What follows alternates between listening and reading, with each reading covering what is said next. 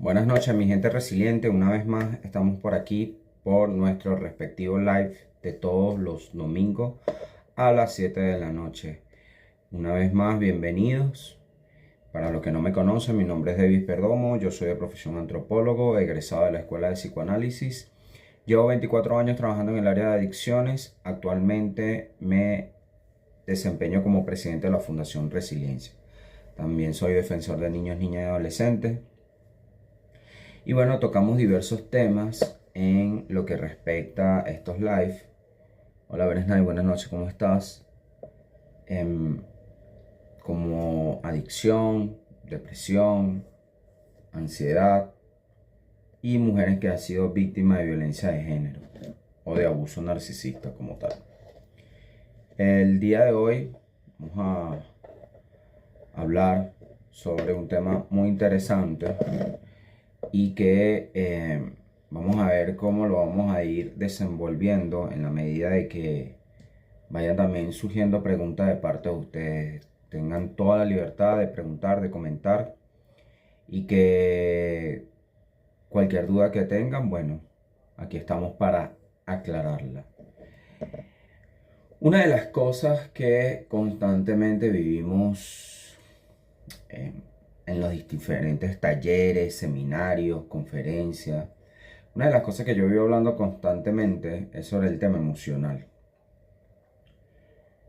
Y es porque, como antropólogo, una de las cosas que nosotros no nos enseñaron fue a manejar o a tener inteligencia emocional, o a manejar la inteligencia emocional. ¿Por qué? Porque constantemente vivimos anestesiados por el sistema. Acuérdense que no somos seres destinados, sino seres programados. Al sistema no le conviene que tú trabajes tu parte emocional, porque necesita que tú dependas de ello. Y eso, por supuesto, que ocasiona, de alguna manera, que las personas, ¿verdad?, estén constantemente en una dependencia, por llamarlo así, de diversas estrategias. Una es, acuérdense que somos máquinas de producción, necesitamos que constantemente estemos trabajando y trabajando y trabajando y trabajando. No vivimos, no trabajamos para vivir, sino vivimos para trabajar. Y que eso hace que de alguna forma detestemos el no hacer nada. Hay una palabra que mayormente le huimos, que es el aburrimiento o el ocio, que no es más que el horror al vacío. Todos y cada uno de nosotros en nuestro vacío existencial busca de una forma intentar llenar ese vacío, ya sea con personas, con sustancias, como con situaciones, ¿no? Con cosas materiales, por ejemplo. Hola Sara, buenas noches, bienvenida. Y entonces, por supuesto que eso hace que cada uno de nosotros de alguna forma nos apeguemos a cosas. Yo llevo 6 años practicando budismo y una de las cosas, no, 6 años no, perdón, 4. Y una de las cosas que me ha enseñado el budismo es a comenzar a entender que el verdadero maestro es el que te lleva a eliminar de tu vida la esperanza y el miedo. Son dos formas extremistas en las que se manifiesta nuestro ego. Por un lado, a través de la esperanza, cuando yo te empiezo a inyectar esperanza, lo que estoy haciendo es que de manera inconsciente te voy a ir llevando, aferrando al deseo. Y el deseo es una de las formas en las cuales nosotros sufrimos. ¿Por qué? Porque nuestra mente constantemente está en el futuro, deseando cosas, cosas que pasen como cosas que no pasen. Y cuando esas cosas no pasan en el tiempo que nosotros estamos esperando, estamos en modo ansiedad y estamos en modo sufrimiento. Igual manera ocurre al revés. Cuando las cosas que no esperábamos pasan, entonces también nos frustramos. También chocamos con esa realidad. Y inmediatamente empezamos a rechazarla, que es el otro estado aflictivo, que es la aversión. Empezamos a rechazar esa realidad. ¿Sí? Entonces, el ego vive en un constante deseo, anhelando cosas, llenándote de expectativas, y esas expectativas a la vez tú les inyectas emoción. Entonces, el problema como tal no es la expectativa, el problema como tal no es el objetivo como tal que tú quieres, sino es que tu ego se obsesiona con esa expectativa, con esa meta, con ese sueño, con ese objetivo, y empiezas a depositar tu felicidad en eso. Y tú piensas que cuando tú tengas eso, tú vas a ser feliz, tú vas a ser una persona exitosa. O tú vas a ser una persona famosa, reconocida, triunfadora. Y eso te hace pensar o creer que ya tú vas a ir eh, de una forma llenando ese vacío. Ya que cuando ya yo tenga esto, va a ser suficiente. Y pregúntenle, no tengo nada contra el dinero, me encanta el dinero. Y nunca me van a escuchar vendiendo ideas de carencia o de pobreza. Pero pregúntenle a las personas millonarias si es suficiente. Pregúntenle a Bill Gates, a Warren Buffett, gente que tiene miles de millones de dólares, si la cantidad que tienen ha sido suficiente. O que si ya hoy en día es por un tema de dinero, o más por poder. Entonces nunca va a ser suficiente. Hagas lo que hagas, consumas lo que consumas, nunca va a ser suficiente. Y son los aspectos que nosotros tenemos que comenzar a internalizar. No es que el problema sea el dinero, no es que el problema sea lo material, no es que el problema sea el té o el café que te tomas. Ese no es el problema. El problema es cuando tú empiezas a depositar tu felicidad y empiezas a creer que ese té y ese café que te estás tomando es la felicidad en sí misma y te va a hacer feliz. Y que cuando tú te tomes de tomar el té o el café, ya es el café suficiente como para tú más nunca en la vida tomar. ¿Me siguen? ¿Me captan? Entonces, el ego se empieza a pegar a eso. ¿A qué se pega? A la sensación. A la sensación agradable o a la sensación desagradable. Nosotros tenemos sensaciones agradables, desagradables y neutras. A eso es lo que realmente nosotros nos hacemos adictos. Cuando yo hablo de adicción, por lo menos en el caso de las personas que son adictas a sustancias, ya sean legales o ilegales, una de las cosas que yo les enseño es que realmente tú no eres adicto a la sustancia. Tú eres adicto a la sensación que te genera esa sustancia, sea cual sea. Y que crees que ese alivio que sientes va a ser un alivio de por vida. Y no va a ser así. Pregúntele a un adicto si con toda la droga que han consumido, si ha sido suficiente, si ha sido la cantidad exacta y necesaria para hacer eso. Entonces, es clave fundamental de todo esto. ¿Vale? ¿Qué pasa? Cuando la sensación es agradable, yo me apego. Deseo volver a sentir esto. Cuando la sensación es desagradable, genero aversión, genero rechazo y la rechazo y la evito y no quiero sentir eso otra vez. Cuando la sensación es neutra, que caemos en la ignorancia del ego. Cuando estamos hablando de la ignorancia, no estamos hablando de falta de inteligencia. Estamos hablando de no sé qué hacer con esto. No sé si salir de esta relación, no sé si salir de este vínculo laboral, no sé si esta relación que tengo con la sustancia me está haciendo daño, entonces no sé qué hacer. Ahí empieza el ego a ignorar lo que está ocurriendo como tal. Entonces, a esas sensaciones son las que nosotros nos hacemos adictos o nos apegamos. Así sean desagradables. Reacciono, ¿ok? Luego vienen las reacciones, que en el budismo se conoce como los sankaras. Entonces son estos sankaras los que tú vas a ir constantemente repitiendo. Reaccionas, repites. Reaccionas, repites. Hay tres tipos de sankara. Un primer sankara es como una línea en el agua, apareció y desapareció. Un segundo sankara es como una línea en la arena, aparece en la mañana y desaparece en la tarde.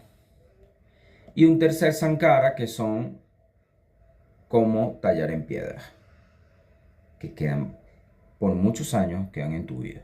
Situaciones que pasaron hace años, que te pasaron cuando niño, y tú todavía sigues reaccionando y sintiendo la misma rabia, el mismo odio, la misma tristeza. Y cada vez que sientes la sensación, reaccionas ante la sensación y así va. En los sankaras estamos, como decir, en el nivel más profundo de nuestro inconsciente.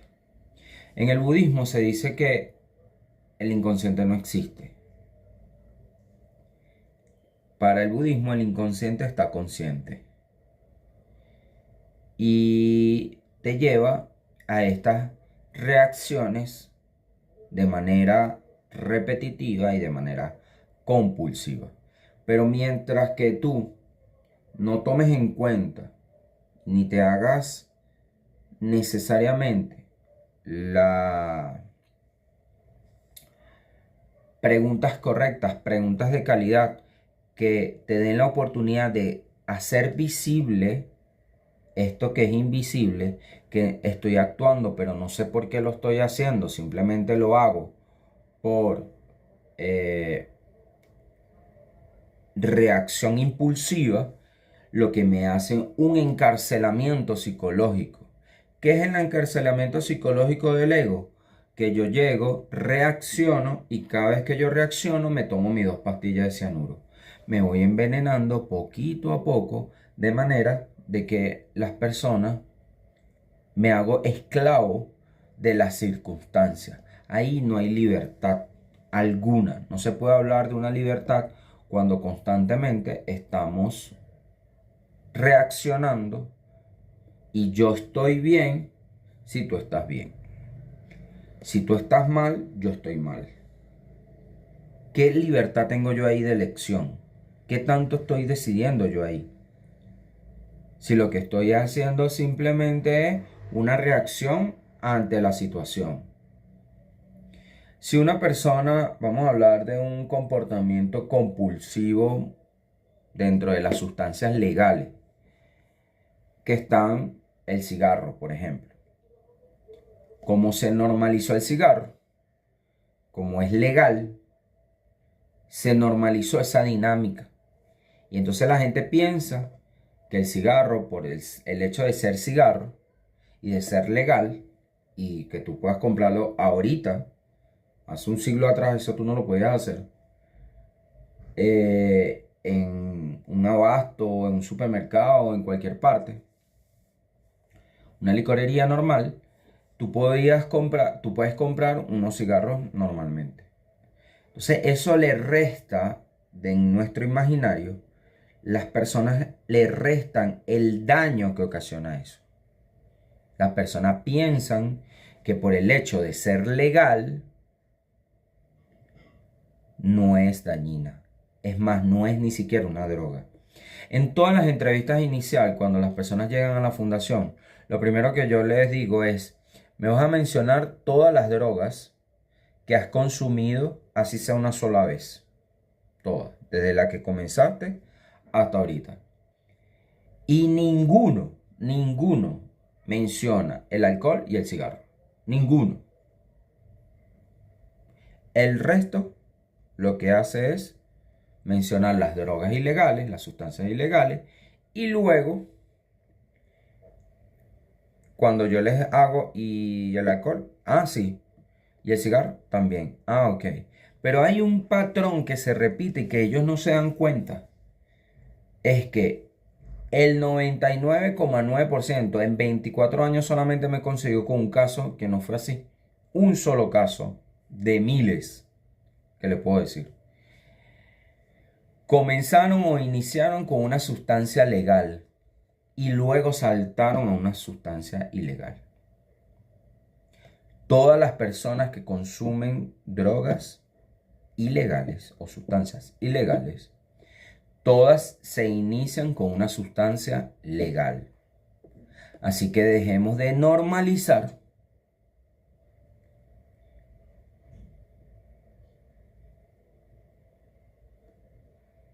porque podemos estar creando esquemas o sistemas que no nos estamos dando cuenta. ¿Ok?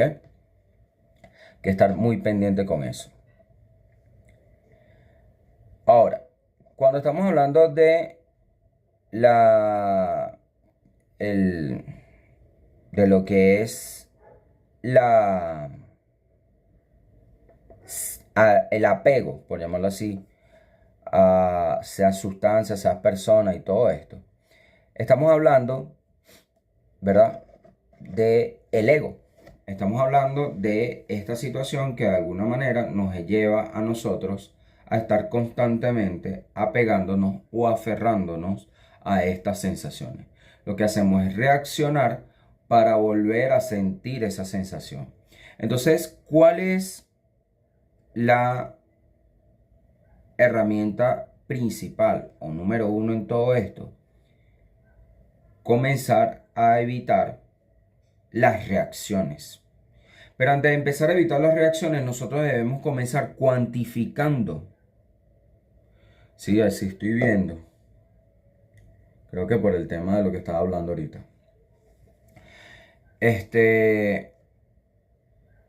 Una de las cosas que no debemos reaccionar o ver. Sí, así estoy viendo. Bueno, vean para que una vez más comprobamos lo que es la programación. Déjame cerrar y volver a abrir.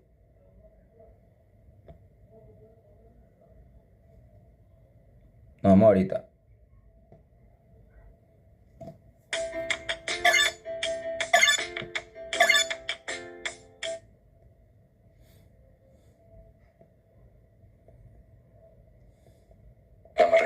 Me encanta.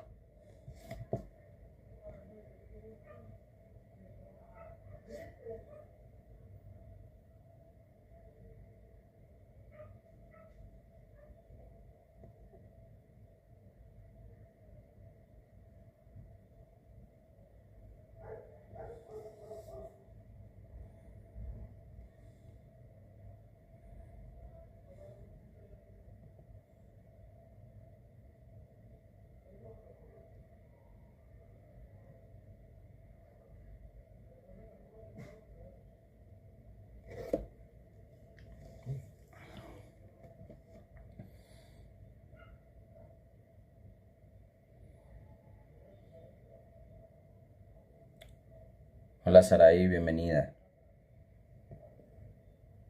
Hola Noraima, hola Bresnay.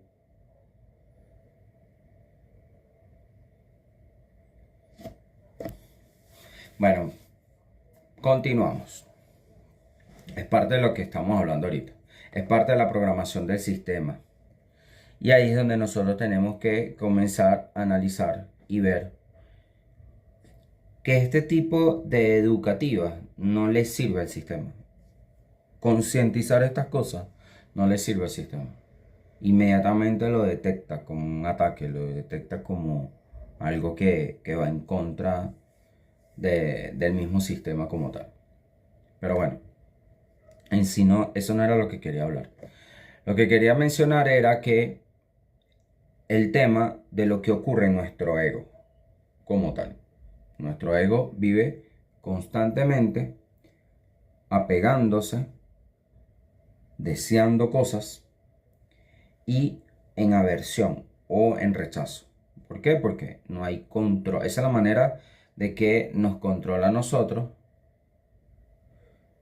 Mm, en vez de nosotros controlar la mente nos controla a nosotros. El ego ejerce poder, que es toda esta ilusión, toda esta armadura que nosotros construimos, no para sanar, sino para tapar, para que no veamos nuestra herida, para que no veamos nuestro ser, sino que siempre estemos viendo hacia afuera, como tal. En otro día estaba leyendo un libro donde la diferencia de las dos culturas, la cultura occidental y la cultura oriental. En la cultura oriental enseñan el tema de la meditación, que es mirar hacia adentro.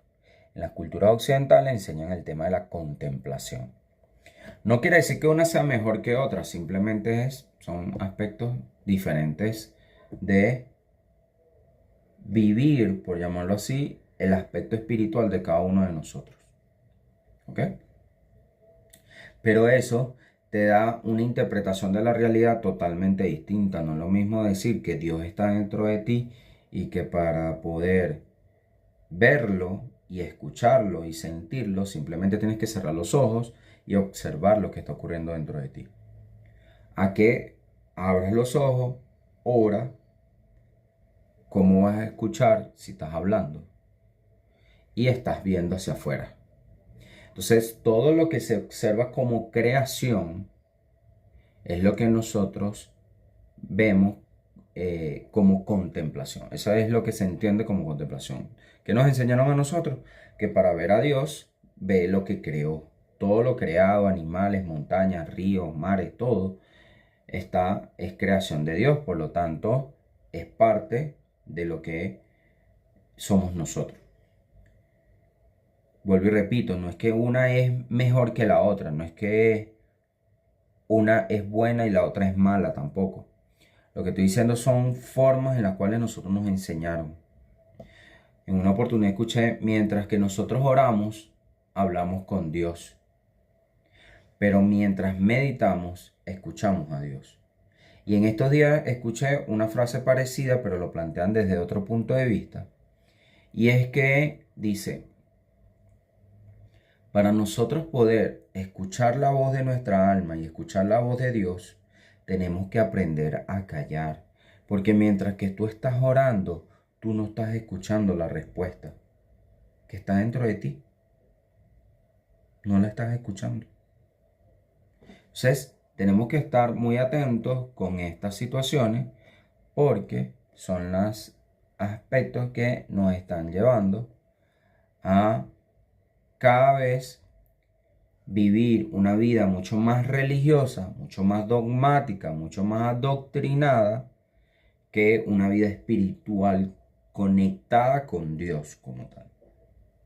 Yo lo he hecho en varias oportunidades que yo pasé parte de mi vida negando a Dios.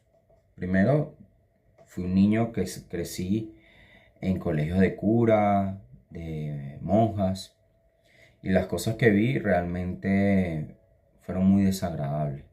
No porque ellos me hayan hecho algo a mí directamente, pero sí vi por lo menos casos de monjas pegándole a lo que eran las internas, pues, como tal. Y esta negación inconscientemente me llevó a buscar a Dios. ¿Dónde lo busqué? En muchísimas religiones. Pasé desde muchísimas religiones, desde la santería, palería, espiritismo.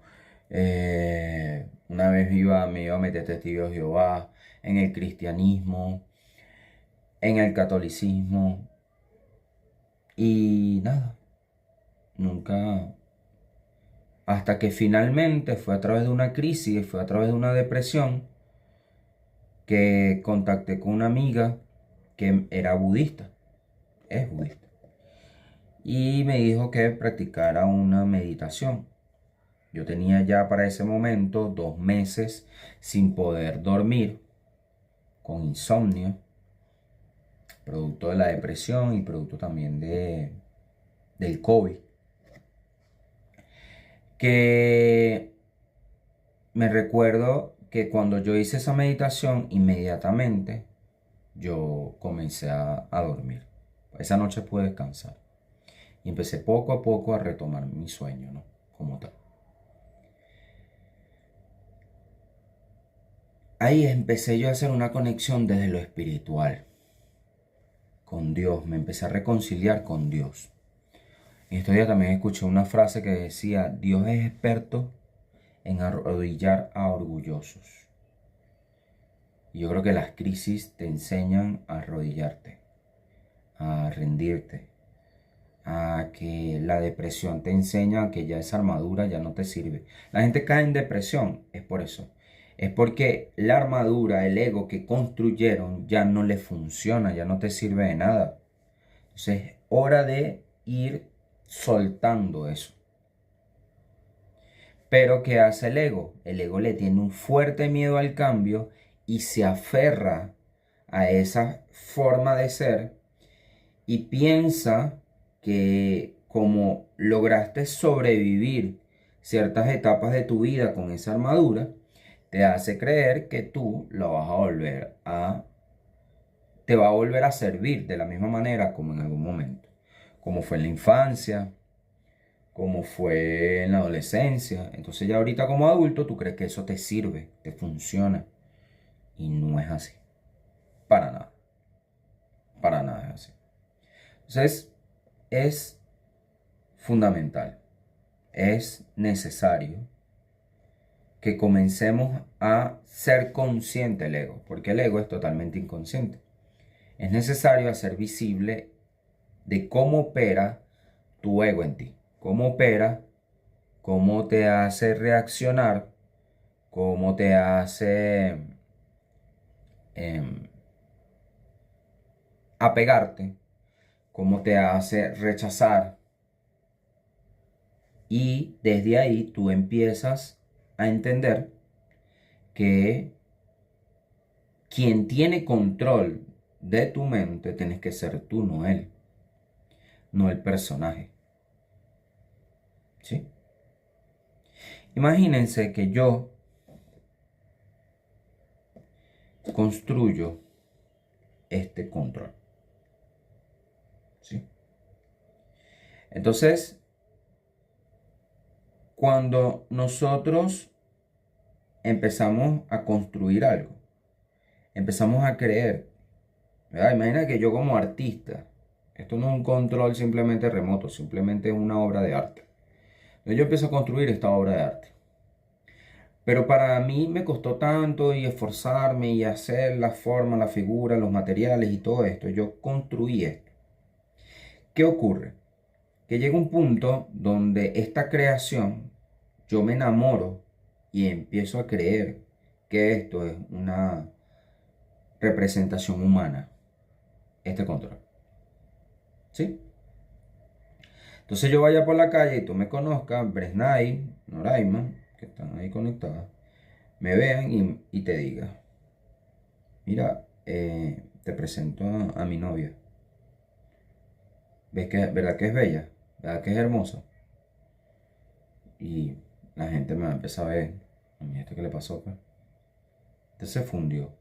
Este se lo fumó verde, definitivamente. Entonces, ¿qué ocurre? Que así yo voy por la calle presentándole a todo el mundo este objeto, pero yo lo voy presentando como una figura humana. Esa creación fue para mí, como la creé yo. Entonces yo la empiezo a humanizar como tal. Esto es el ego. Eso que nosotros construimos para poder, primero como mecanismo de supervivencia, para poder sobrevivir, empezamos a creer que somos eso en realidad. Somos esa realidad en sí misma. Y no es así, como tal.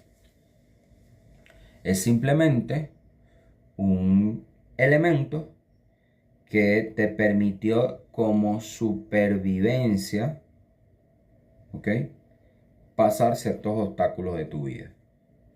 ¿Sabían que nosotros somos la única especie que dependemos muchísimo tiempo de nuestros padres para poder sobrevivir? Es muchísimo. Tú ves un león, a los 6 meses ya lo enseñan a morder, cazan las leonas, le dan comida para que empiecen a morder y empiezan a jugar y ya empiezan a jugar a cazar y todas estas cosas para que ya se empiecen ya a independizar y empiecen a aportar a la manada. Nosotros no. Nosotros necesitamos de muchísimo tiempo para poder sobrellevar nuestra existencia. O sea, imagínate tú a los 6 meses tú sueltas a un niño. Mi hijo tiene 3 meses. Imagínate con 3 meses yo lo deje solo. Se muere. ¿Por qué? Porque no tiene la capacidad para poder enfrentar. Lo único que sabe es llorar para poder conseguir algo. Pero si yo lo dejo solo, y ahí tenemos el caso de las hermanas, estas gemelas, un caso muy famoso, que se hizo una investigación psicológica, unas hermanas gemelas que fueron criadas por unas lobas. Consiguieron unas lobas y ellas adoptaron ciertos rasgos y adoptaron todos los comportamientos que le enseñaron las lobas. Desarrollaron colmillos, no hablaban, toda una serie de cosas impresionantes. Busquen ese experimento que hubo. ¿Y qué le quiero mostrar con esto? De que en un principio ese mecanismo, ese ego que se creó como mecanismo de supervivencia, nos permitió vivir, nos funcionó, ¿sí? Ese condicionamiento que nosotros tenemos de llorar para obtener algo, te servía. Porque tú no, cuando naces no naces hablando. Simplemente lo que hace es seguir actuando desde el punto de vista que esta persona quiere. O sea, el bebé, como no sabe decir tengo hambre, tengo frío, tengo calor, estoy sucio, él llora y cuando llora se da cuenta que sale la mamá corriendo a atenderlo, lo carga y dice, ok, aquí ya entendí que, o sea, cuando yo lloro, cuando hago tal cosa, hay un estímulo, hay una causa y un efecto de todo esto. Entonces ese es el primer condicionamiento que nosotros tenemos como seres humanos. Ahora, eso te permitió en un principio como supervivencia. Pero cuando ya tú llegas a una etapa, a la edad mía de 43 años, imagínate tú que yo sigo utilizando ese condicionamiento para obtener las cosas. Entonces yo llorando para que ustedes se conecten. Yo llorando para tener dinero. Yo llorando todo para obtener cosas. Reconocimiento, afecto, valorización, atención. Y eso no te sirve. Ya tienes 40 años, 30 años. Entonces ya, ¿qué empieza a hacer la vida? Empieza a establecer crisis para que tú empieces a evolucionar y para que tú empieces a derrumbar, a desarmar esa armadura que ya se oxidó. Ya eso no te sirve. Pero como el ego le encanta aferrarse, apegarse, le tiene pánico, que una de las cosas que se alimenta el ego es a través del miedo, que es el otro aspecto exagerado del ego. El miedo te empieza a alimentar de miedo, entonces tú empiezas a no querer cambiar porque voy a actuar de una... Si actúo de otra manera, le quito poder a él. Si yo me empiezo a hacer las preguntas correctas, le quito poder. Si me empiezo a hacer preguntas de calidad, le empiezo a quitar poder.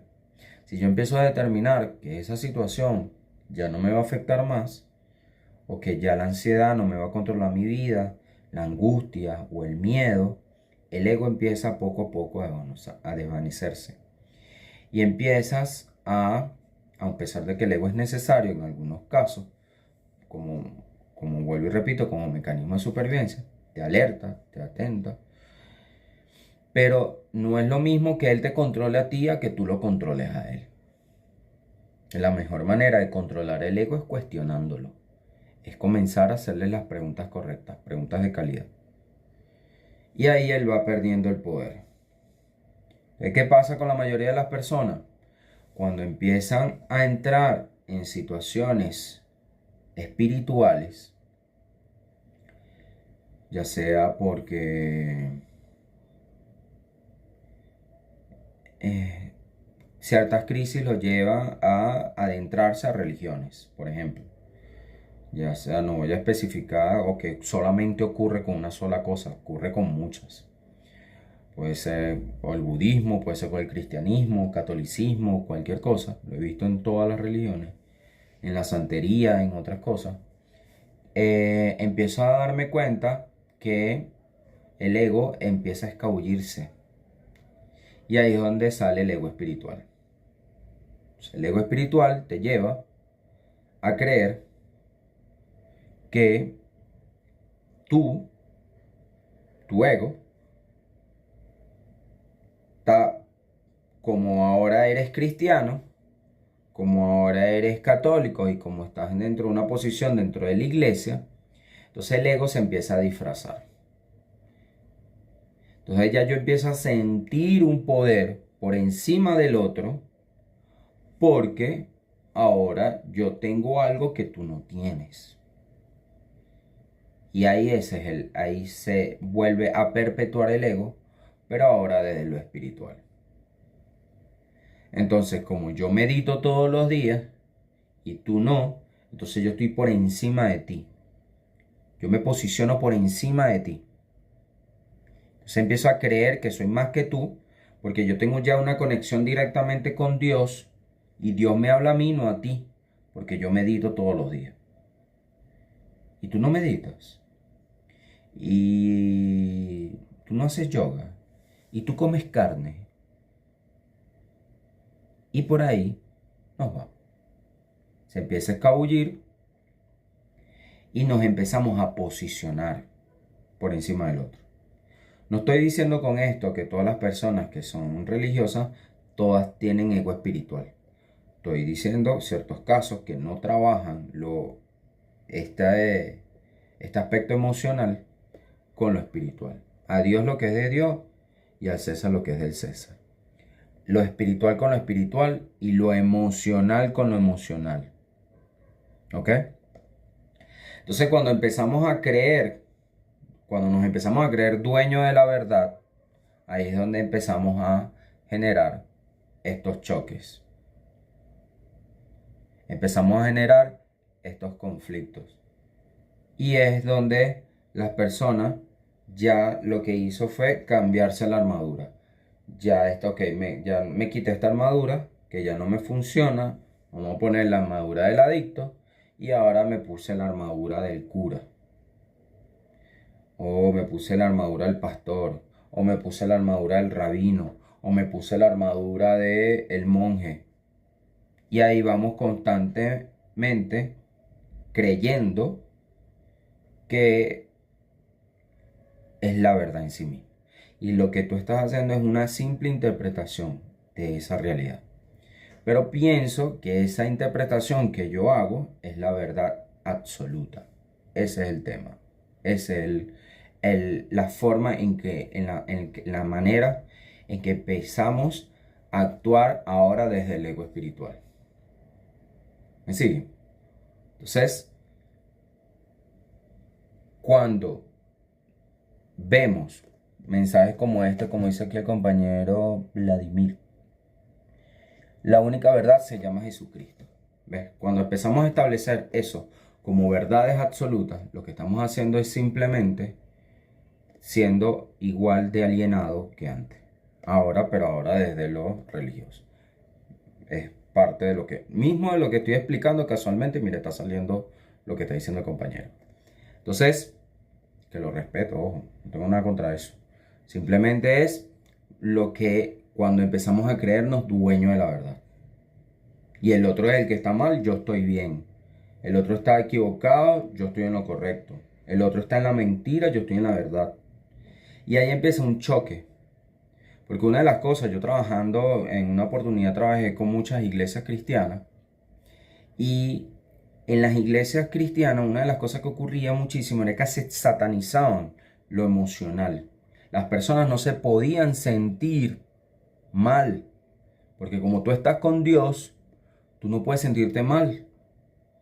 Pero entonces eran mujeres violentas de género, violentadas por maltratadas físicamente, verbalmente, psicológicamente. Eran mujeres que eran sumisas, no podían ni siquiera ir a un taller de inteligencia emocional porque estas personas que pasan me están despertando mucho, se me está revelando, ya me está contestando, claro, no les sirve. No les sirve esa mujer sumisa, quédate callada y tienes que hacer lo que yo diga y punto. No te puedes rebelar contra mí. Y mujeres que, porque la mayoría de mujeres, ansiosas, tristes, deprimidas, otras con muchísimo miedo y con una cantidad de problemas emocionales. Yo iba a esas iglesias a dar taller de grupos emocionales. Y una de las cosas que le enseñaba era eso, saber diferenciar que una cosa es lo espiritual y otra cosa es lo emocional. Tenemos que aprender a diferenciar eso. Y no podemos seguir, y hablaba con los pastores y se lo decía, no podemos seguir satanizando la emoción. No se puede seguir promoviendo que está mal, que tú te sientas mal porque tú estás en la iglesia, porque tú estás con Dios. ¿Cómo tú vas a estar triste? Tú no puedes estar triste. Eso está mal. Entonces, esos son los mensajes. Pero si yo no me trabajaba en lo emocional, ahora porque yo me pongo un traje, voy a seguir tratando bien a, a la gente. No, ahora voy a seguir siendo el mismo patán, pero ahora con un traje. Y desde ahí me posiciono por encima de los demás. Entonces, ¿qué tenemos que comenzar a procesar? ¿Cómo actúa el ego? Hay una historia en la Biblia que habla mucho sobre el ego, que si lo podemos ver, cómo lo podemos interpretar, podemos hablar sobre eso. Que es sobre Saulo.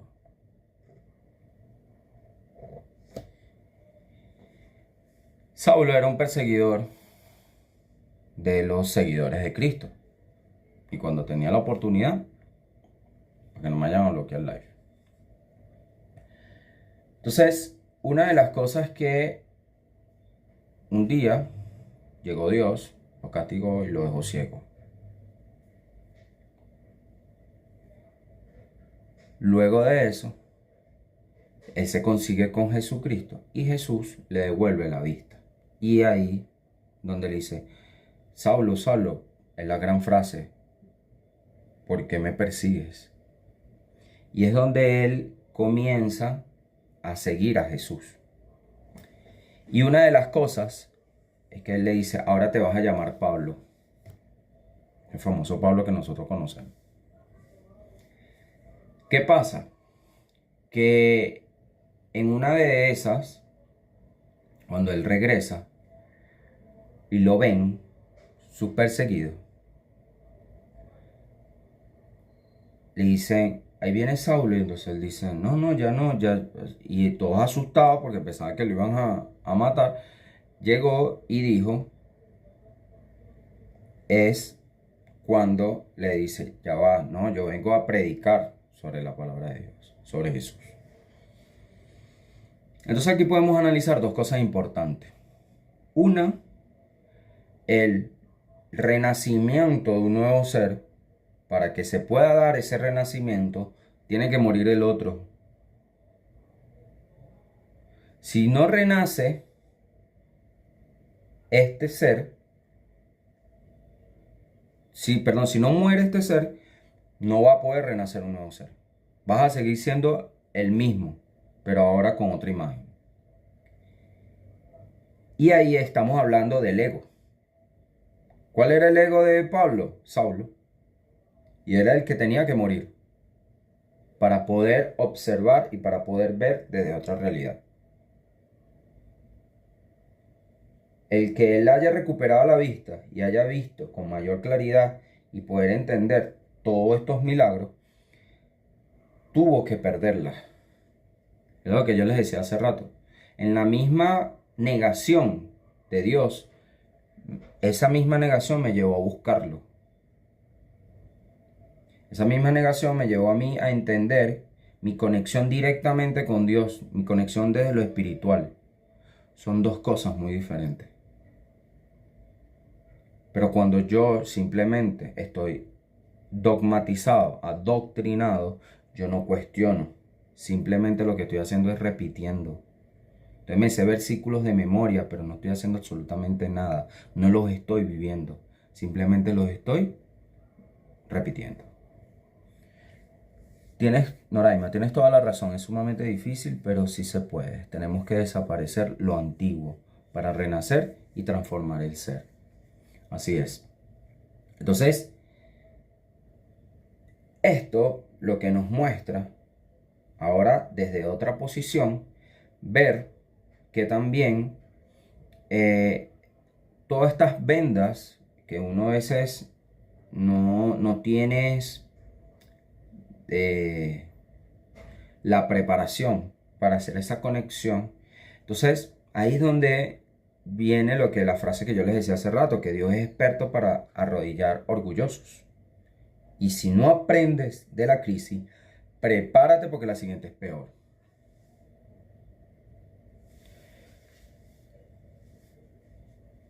Soy sobreviviente del sismo en Venezuela y no puedo hablar. Así es. Gracias, Carol. Amén, pero tenemos que morir para el mundo y vivir para Cristo. ¿Está bien? Si eso te llena, excelente, excelente. Si te llena hacer eso, eres feliz. Encontraste la paz, sigue trabajando. Sigue trabajando en tu ser. Sigue aprendiendo. Sigue adquiriendo sabiduría. Y la sabiduría no es la acumulación de conocimiento. No es aprenderte los versículos de memoria. Es vivirlos. Es entender qué es lo que está ocurriendo. Cuál es el trasfondo de todo esto. Me quedé sin voz. A mis hijos lograron sacarlos del edificio, pero la ansiedad está acabando conmigo. Bueno, Carol, estamos a la orden. Si se puede.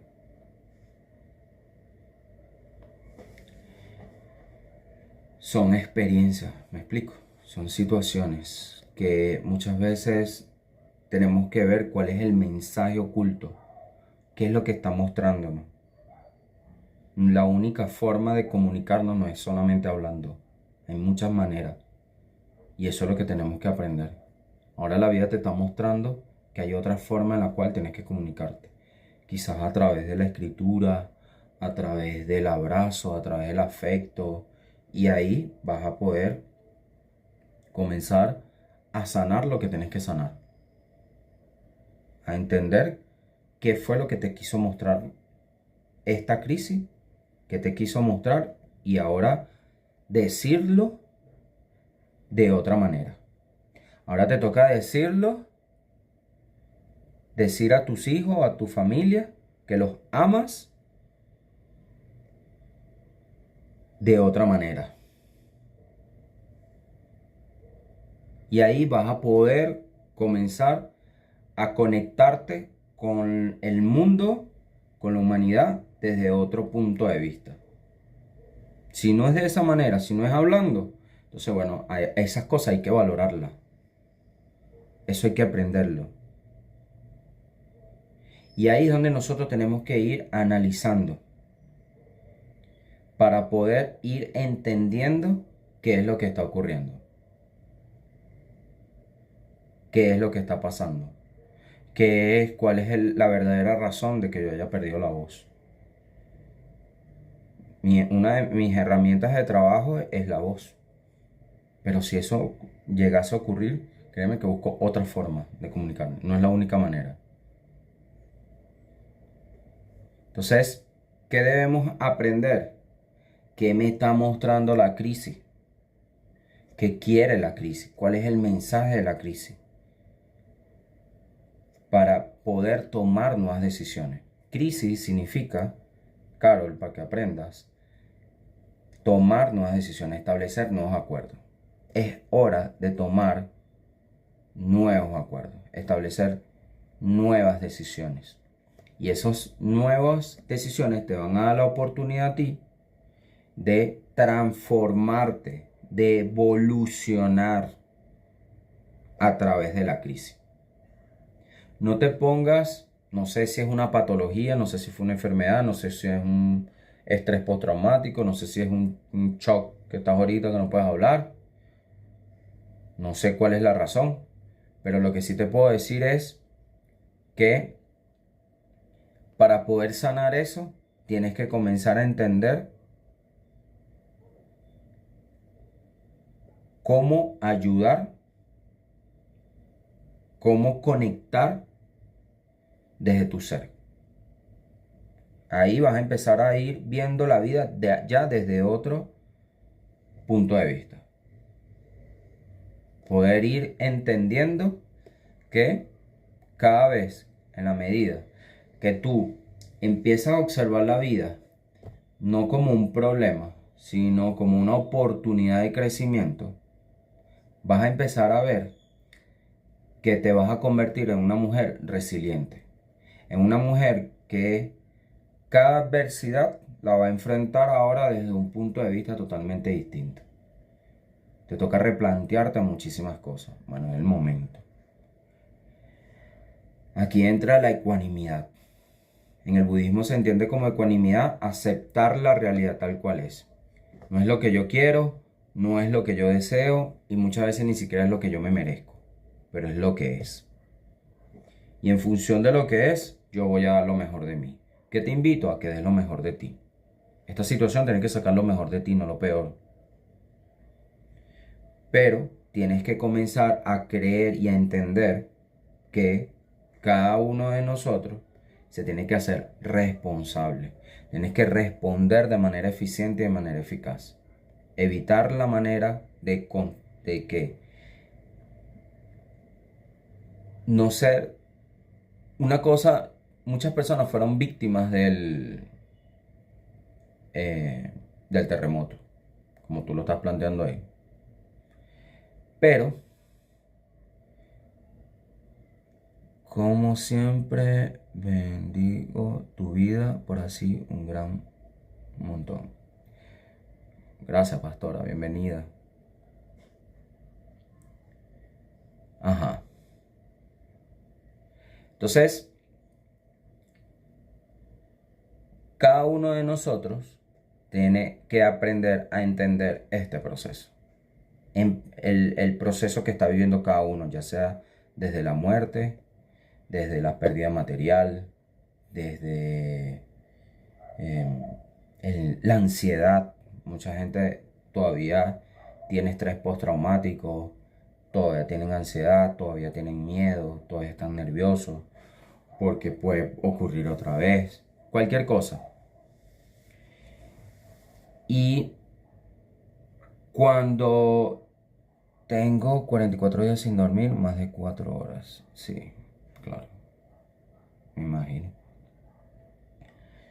Te invito a la meditación, 10 minutos, 5 minutos diarios. Respira y cierra los ojos y ya. No trates de poner la mente en blanco, no trates de simplemente estar, existir y ya. Enfócate en la respiración. Y eso poco a poco va a ir Yo duré más de 2 meses con insomnio hace años, sin que dormía casi 1 hora, y a veces menos, y no podía dormir nada. Entonces, entender eso. Comenzar a ser hoy en día los Pablos de la vida y no los Saulos. Y comenzar a entender que para poder nacer debemos morir. Para poder renacer en un nuevo ser, una nueva esencia y empezar a escuchar la voz de nuestra alma, debe morir nuestro ego. ¿Sí? En la otra vez estaba escuchando un filósofo que decía que la cruz, el símbolo de la cruz, a pesar de que le han dado varios significados, pero uno de ellos es la muerte del ego, y significa la muerte del ego y el resucitar del alma. Nosotros, dentro de eso que vimos en la crucifixión, ahí murió un ego, murió una armadura, murió un ser, carne, pero resucitó un alma, un ser que impactó la humanidad. Por algo estamos en el 2026, después de Cristo. Entonces, son muchas cosas que tenemos que comenzar a internalizar y entender, ver más allá de lo que la exageración de nuestro ego hace ver. Nada, se les quiere. Namaste para todos, bendiciones. Nos vemos el domingo de la semana que viene a las 7 de la noche. También es importante, quiero invitarlos para el Diplomado de Antropología del Ser. Comienza a partir de la semana del 15 de agosto, dentro de una semana ya. Si no me equivoco es 17 de agosto. Sí, 17. Y bueno, ahí tocamos módulos de antropología, módulos de psicoanálisis, de filosofía. Varios de los que están aquí ya lo hicieron. Entonces, se les quiere. Espero que... Hola Dayerlin, ¿cómo estás? Buenas noches, Bresnay. Que descansen. Bendiciones a todos. Espero cualquier información la pueden contactar por mis redes. Mi teléfono también está en mi perfil. Jade, buenas noches, ¿cómo estás? Pastora, bendiciones. Y bueno, estamos a la orden, ¿vale? Por la Fundación Resiliencia. Se les quiere un montón.